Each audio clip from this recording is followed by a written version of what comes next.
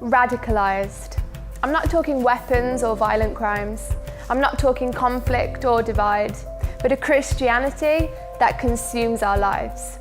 A radical life is one we're quick to criticize. It's a reservation we say for those crazy guys, unnecessary, extreme, oversized, looked down upon, frowned upon.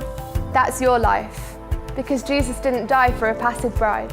He paid a radical price for radical lives, didn't think twice, gave his very life. So why are we so quick to categorize?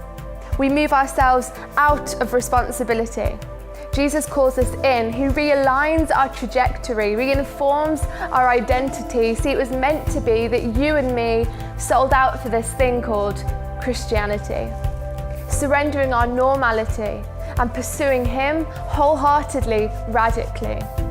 The disciples understood this. They literally gave their lives. They saw lame men walking and the opening of blind eyes, but I look at the New Testament and I look at my life and the discrepancy screams out at me like black next to white.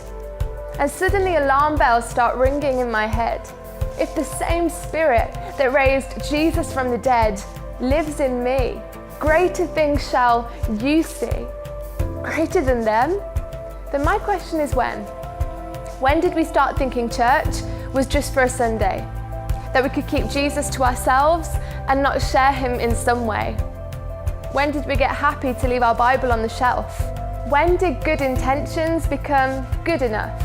When did success become the accumulation of my stuff?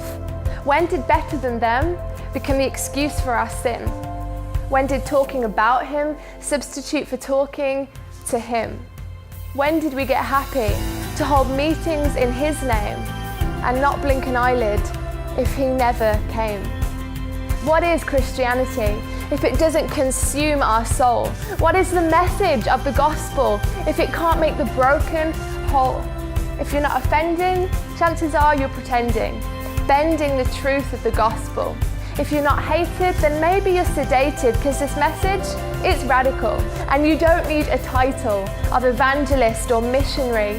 The second you said yes to him, you were enlisted into his army, fully equipped with all that you need. We go out as workers. He's provided the seed. It can't just be the persecuted that are willing to give their lives. We have nothing to offer the world if not the power of Christ. It's not somebody else's job, and it's not for another time. He's calling for fiery eyes, no compromise, a lovesick bride, and he is the prize.